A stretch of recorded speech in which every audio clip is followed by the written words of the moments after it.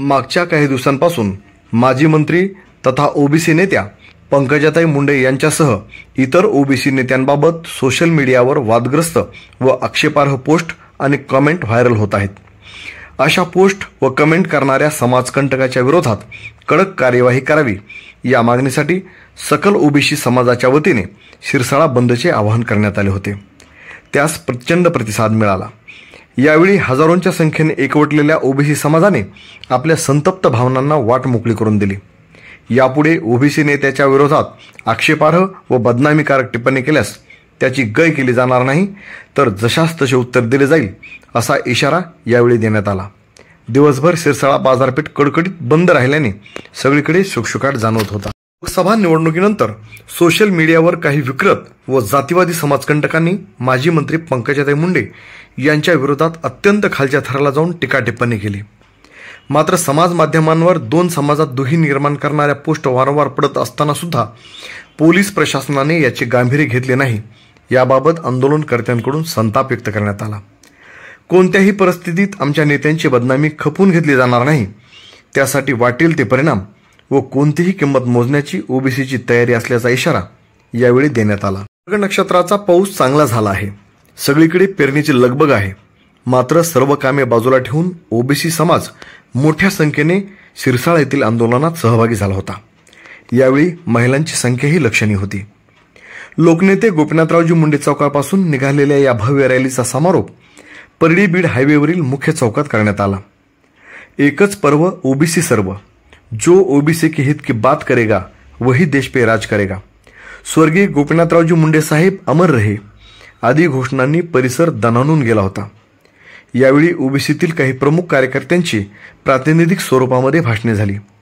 पोलिसांनी कडेकोट व चोख पोलीस बंदोबस्त ठेवला होता। स्वर्गीय लोकनेते गोपीनाथरावजी मुंडे साहेबांनी भारतीय जनता पार्टी हा पक्ष तळागाळात रुजविण्यासाठी जीवाचे रान केले।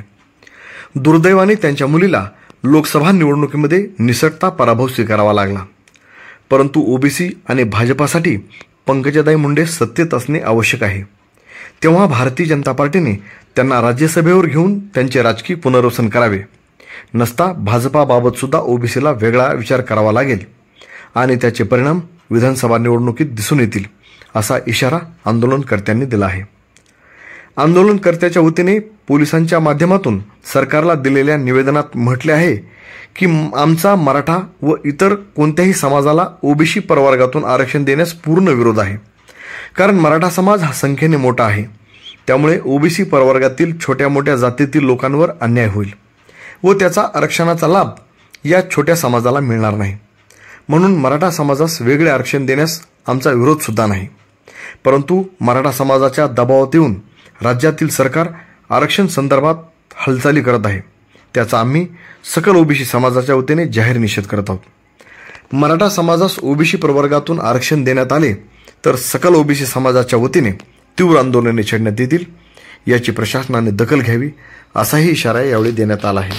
शिरसाळा परिसरातील एक समाजकंटक सोशल मीडियावर ओबीसी समाजाचे नेते छगन भुजबळ, पंकजाताई मुंडे, महादेव जानकर, गोपीचंद पडळकर, लक्ष्मण हाके यांच्याबाबत आक्षेपार्ह व अश्लील भाषेत व्हिडिओ व पोस्ट अपलोड करत असतो। सदरील व्यक्तीकडून दोन समाजात दुही निर्माण करण्याचे काम जाणीवपूर्वक होत आहे। या पोस्ट पाहिल्यानंतर हा व्यक्ती समाजात किती विष पेरण्याचे काम करत आहे हे लक्षात येईल। सदरील बदनामीकारक पोस्टमुळे ओबीसी समाजाच्या भावना दुखावल्या आहेत। तेव्हा या व्यक्तीस ताबडतोब अटक करून कडक कायदेशीर कारवाई करावी, अशी मागणीही निवेदनात करण्यात आली आहे। तसेच वडीगोद्री येथे राज्य मागासवर्गीय आयोगाचे माजी सदस्य प्राध्यापक लक्ष्मणराव हाके सरांनी ओबीसी आरक्षण बचाव आमरण उपोषण सुरू केलेले आहे। त्या उपोषणास जाहीर पाठिंबा देण्याचा निर्धारही यावेळी करण्यात आला।